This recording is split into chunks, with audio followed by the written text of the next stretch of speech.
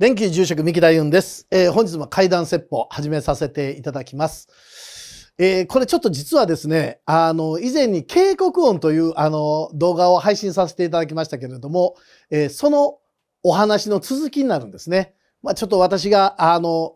深夜の、車で、警告音を聞いたというお話があるんで、そちらを先まだ見ていただいてない方はそちら先に見ていただいた方が分かりやすいかもしれませんけれども、今回はですね、その車で無事に到着した、ホテルに、チェックインするところから始めさせていただこうというふうに思うんですけれども、全国にですね、本当に公園に呼んでいただいて、津々浦々、泊まるところが宿泊場所が変わるんですけれども、その都度私の所属するタレント事務所さんがですね、ホテルを取ってくださるんですね。で、このホテルを取ってくださるときに、直接ホテルに電話して取られる場合もあれば、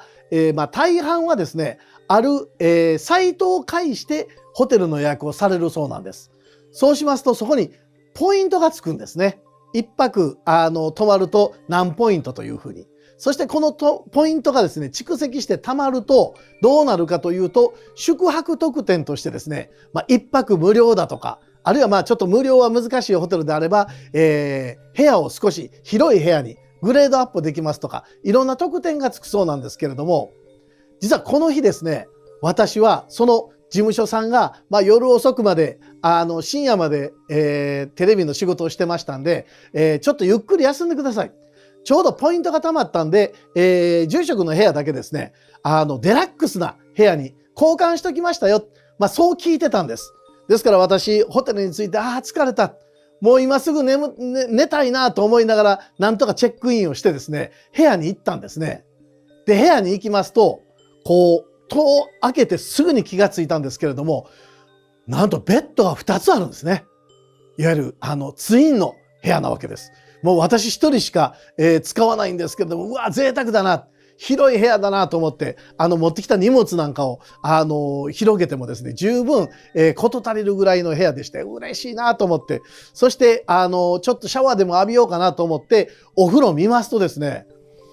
トイレとお風呂が別の部屋なんですね。で、うわー、こんな贅沢な部屋に泊まらせていただきってありがたいなと思って、シャワー浴びようかなと思ったんですけども、結構もうその時間はもう本当にヘトヘトでですね、もう今すぐ寝たいなと思ったので、ちょっと洗顔をしましてですね、歯を磨いてもうちょっとこのまま寝て、明日また改めて入ろう。で、次の日がですね、ありがたいことに、チェックアウトがなんとお昼なんですね。ですからもうゆっくりと部屋の中でまったりと起きてから過ごせるなと思って、もうとりあえず今日は寝ようということで、私は着替えてですね、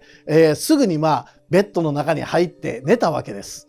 寝てしまいますとですね、広い部屋だとはいえ、ベッド一つ分あれば十分ですから、寝てしまうと広いのはあまり関係ないなというふうに思いながら、でも目が覚めた時には広い部屋。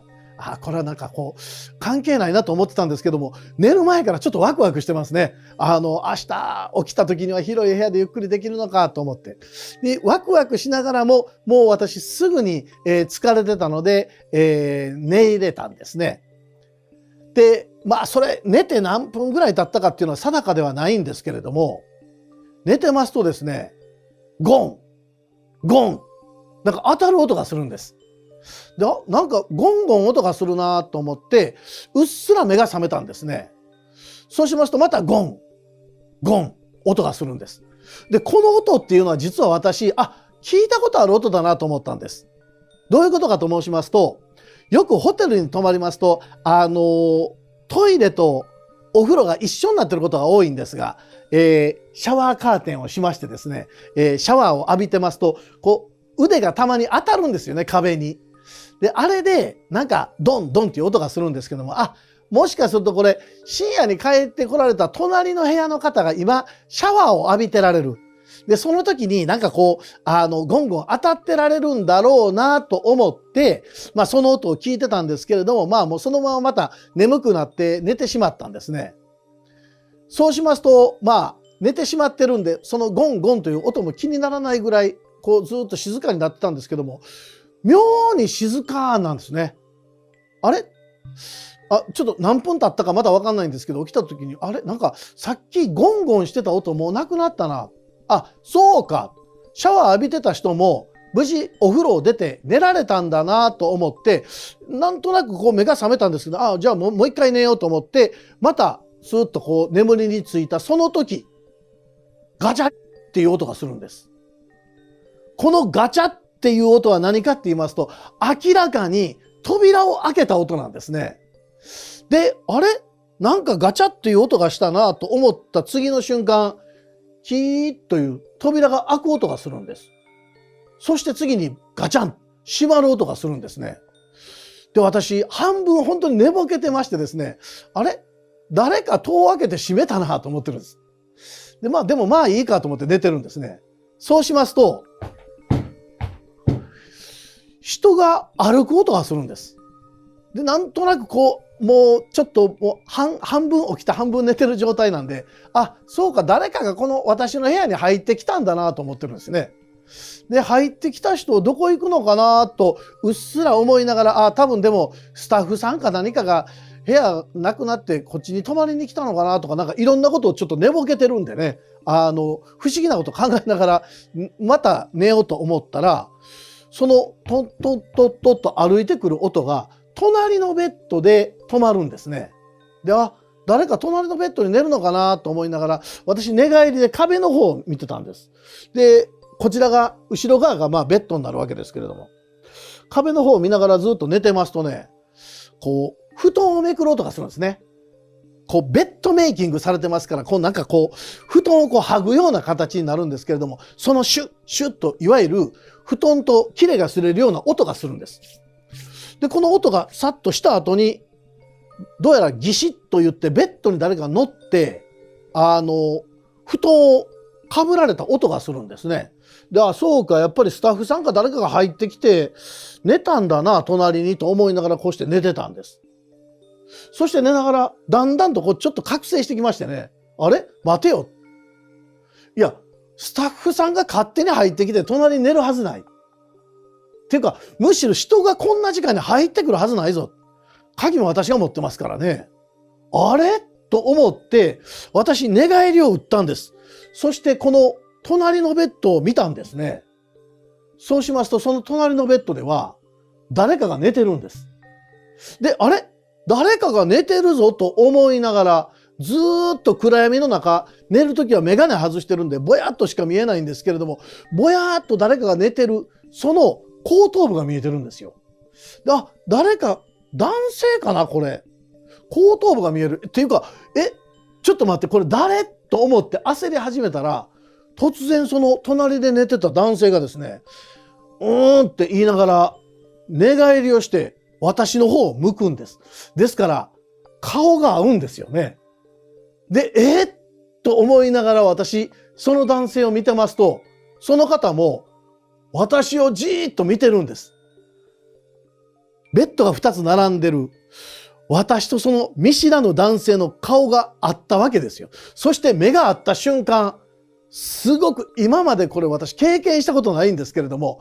頭の中に情報がうわーっと入ってくるんです。もう情報が入るという言い方しかできませんけれども、何かがうわーっと入ってくるんですね。で、この情報っていうのがどういったものかって言いますと、家族大丈夫かな、心配する思いで、あるいは後ろに乗せてた荷物が台無しになってる、なんかそんなことを思ったり、あるいはこうなるならもっといいことをたくさんしとけばよかった、自分はなんかお金ばっかりにとらわれてつまらない人生だったとか、だからそんなことを思うんです、突然。で、これ明らかに自分の意思ではないんですね。でもなんかそういった後悔とか感謝とかどうしようというパニックみたいなのがうわーっと頭の中を巡るんですけれども、その中で急に画面が私の前に大きなハンドルを持っている手が見えるんですね。どうやら私がトラックを運転してるんです。で、ガンガンガンガン揺れてるんですね。で、うわーって言いながらハンドルを切ってるんです。で、ハンドルを切ってるんですけれども、切り損ねてそのまま崖の下にガラガラーっと落ちていくシーンを私見たんですね。もちろんトラックなんか運転したこともありませんし、あんな大きなものをよく運転しませんけれども、どうやら何か崖から落ちるのははっきりと見るんです。そして急にわっと現実に戻ってきた。そうすると私寝てるんですけれども、隣のベッドで寝てた男性の姿が消えてるんですね。思わず起き上がりまして、もう汗だくです。もうその落ちるリアリティというか、そういうののドキドキもあれば、隣で今までなんか見知らぬ人が寝てたという恐怖心とか、いろんなものが交錯して目を覚まして、一体何が起こったんだろう、そう思ったんですね。そして隣のベッドを見ますと、誰も寝てません。お布団も綺麗なままなんです。ただベッドメイキングでこう下に、布団を入れてるんですけれども、それが全部出てるんです。ですから明らかに誰かが布団を一回剥いでるんですよね。じゃあやっぱりここに誰かがいたのかな、思わず扉の方に行って確認するんですけれども、扉の方ではですね、鍵を開けてもそのまた上にロックがあるんですけれども、そのロックもちゃんとかかってるんです。ですから人が入ってきた形跡は一切ない。そして私が今経験したことは一体何なんだろう。いろんなことを思って総合的に考えて分かったんです。昨夜私、車を降りてうわーっと背筋を伸ばした。このお話は警告音の方で見ていただければ分かるんですけれども、深夜私車を置いた場所があるんです。その場所、下で川の流れる音がしていた。よく見るとすぐ崖だった。もしかするとあそこでそんな時間があったんではないかなと、そう思ったんですね。そしてすぐに調べたんです。もう今は携帯電話で何でもすぐ出ますね。その場所を調べてしますと、なんと私がそこへ車を止めたのは、この大きな事故があった1週間後のことだったんです。逆に言いますと、私がその車を止めた場所で1週間前にトラックの横転事故があったんですね。そして崖下にトラックごと落ちた運転手の方は、それが元で命を落とされてたんです。もしかするとこの方が私と一緒に車に乗ってこのホテルに来られたんではなかろうか。ホテルのメモにですね、このニュースで見たその方のお名前がありましたから、お名前を書いて、ホテルの中でですけれども、小さな声でお経をあげさせていただいて、供養をしたというようなお話なんですね。これもっと調べますと、この方にご家族がおられたのかとか、あるいは後ろの荷台に乗ってた商品が心配だったっていうふうに、思われてたかどうかとか、いろんなことが、操作すればわかるのかもしれませんけれども、私はこの夢十中八九本当だと思うんですね。そして私夢から覚めてこの方の供養をしながら思ったんです。やはり私たち人間はいつか、命がなくなる時を迎えるわけですね。この時にいろんなことを考えます。もう生きてる時にはあまり考えないようなことまで、心配事はもちろんなんですけれども、もっといいことをしといたらよかったな。あんなことをしている時間があればもっとこうしたらよかったな。おそらく私もそうでしょうけれども、自分の命がついえるその瞬間、もっとああしとけばよかった、こうしておけばよかった。少なからず後悔の念のようなものが残るんではないかなと思うんですね。これをご覧の皆様の中でですね、あれをしたいけれどもちょっと一歩踏み出せない。そういう方がおられましたら、ぜひですね、私たちはいずれこの世を去らなくてはいけませんから、それが法に触れるものとか、そういったものでなければですね、自分の夢、向上するようなものに向かって、一歩、足を踏み出していただけたら嬉しいなというふうに思います。ということで、本日も怪談説法これで終わらせていただきます。どうもありがとうございました。